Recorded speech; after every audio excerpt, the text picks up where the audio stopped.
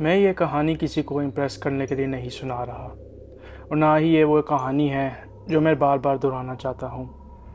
लेकिन बस कुछ चीज़ें ऐसी होती हैं जो कभी समझ नहीं आती लेकिन भूलती भी नहीं। मैं लाहौर के एक कंस्ट्रक्शन प्रोजेक्ट में सिक्योरिटी गार्ड था। रात की शिफ्ट करता था।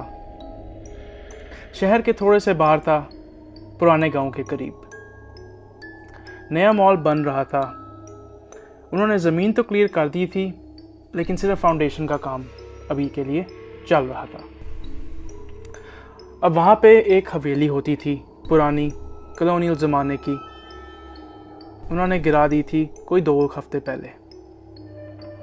मैं जब वहाँ पे जॉब लगी तो उन्होंने मुझे बस यही ब्रीफ दी थी कि खाली ज़मीन है, ऐसा कोई इशू नहीं, रात को बस एक चक्कर लगाते रहना। पहली 2 रातें नॉर्मल थीं, ज़्यादा कुछ होता नहीं था। मैं अक्सर चाय बनाता, सीसीटीवी चेक करता और कुछ वक्त मोबाइल में स्क्रॉल करता रहता। अब पैसा भी अच्छा था और अब मुझे जॉब भी पसंद आ रही थी। लेकिन अब तीसरी रात कुछ अजीब लगा। ज़्यादा नहीं, बस थोड़ा सा हल्का सा। ऐसी कोई फील थी जैसे मैं वहाँ पे अकेला नहीं हूँ। अब बंदा तो मैं बहुत रैशनल हूँ, लेकिन जब ऐसी कोई फीलिंग आती है तो थोड़ा तो अनईजी फीलिंग होता है। अब उसी रात जब मैं पहली बार फाउंटेन के पास गया, हाँ, वहाँ पे एक पुरानी फाउंटेन का बेस था। अब मुझे लगा जैसे ही मैं उस फाउंटेन के करीब गया तो ठंडी सी हवा वहाँ के करीब से आई। अब ऐसे जैसे फाउंटेन के नीचे जो ज़मीन है वो सांस ले रही हो। हाँ, सुनने में थोड़ा अजीब लगता है बट फीलिंग ऐसी आई वहाँ पे।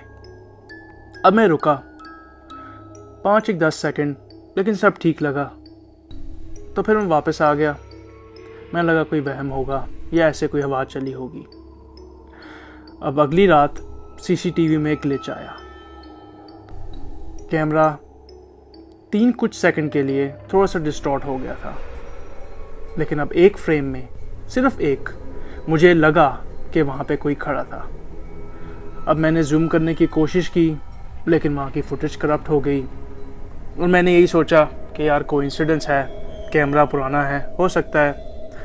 लेकिन अब उसी रात जब मैं वापस गया उस फाउंटेन के पास तो मुझे ज़मीन पे एक पतली सी चेन मिली, चांदी की, और वो भी मिट्टी में आधी कोई डूबी हुई। अब मुझे समझ ना आए यार ये कहाँ से आ गई, क्योंकि इस टाइम पे ना कोई वर्कर है ना कोई और था, सिर्फ मैं और वो एक चेन।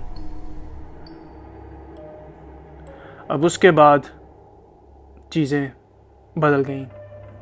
अब कैबिन में रेडियो कभी कभी खुद स्टैटिक देने लगता और मैं कभी रेडियो को ऑन नहीं किया, और स्टैटिक के ऊपर वॉल्यूम भी कभी धीरे, कभी ऊपर, कभी नीचे। अब इन चीज़ों को बताने के लिए तो मेरे पास अल्फाज नहीं है, बट अजीब था ज़रूर। अब उसी सेम रात फाउंटेन के पास से मैं गुज़रा और फाउंटेन के पास में थोड़ी सी ज़मीन गीली हुई थी। अब वहाँ बारिश तो हुई नहीं थी। मैंने मिट्टी को हाथ लगाया तो वो नरम थी, लेकिन बट नीचे से कुछ चमका, एक सिक्का। और जब मैंने उस सिक्के को पकड़ा तो उसमें मैंने देखा लिखा हुआ था 1947। अब मैंने वो उठा लिया, लेकिन जैसे ही मैंने उस सिक्के को उठाया हवा बिल्कुल रुक गई और पीछे से ऐसा लगा कि मेरे कोई खड़ा है। अब मैंने 1 सेकंड तो सोचा और दूसरे सेकंड में पीछे मुड़ गया, बट पीछे कोई भी खड़ा नहीं था। अब अगली सुबह, जैसा आप लोगों ने सुना ही है स्टोरी में, मैं काम पे वापस नहीं गया। मैंने उनको कॉल कर दी और बोल दिया कि यार मेरी तबीयत ठीक नहीं है, मैं नहीं आ सकता। और अगले दिन भी मैंने ये डिसाइड किया कि मैं नहीं जाऊंगा, और फिर तीसरे दिन मैंने उस जॉब से ही रिज़ाइन कर दिया।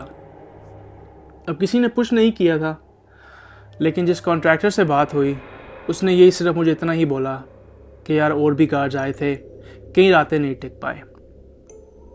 अब वो साइट जहाँ पे मैं काम करता था वो आज भी कंप्लीट नहीं हुई, कभी वर्कर स्ट्राइक करते हैं, कभी परमिशन डिले। अब कहते हैं कि उस हवेली में एक ख़ानदान रहता था 1947 में, बट यहाँ से निकल नहीं पाया।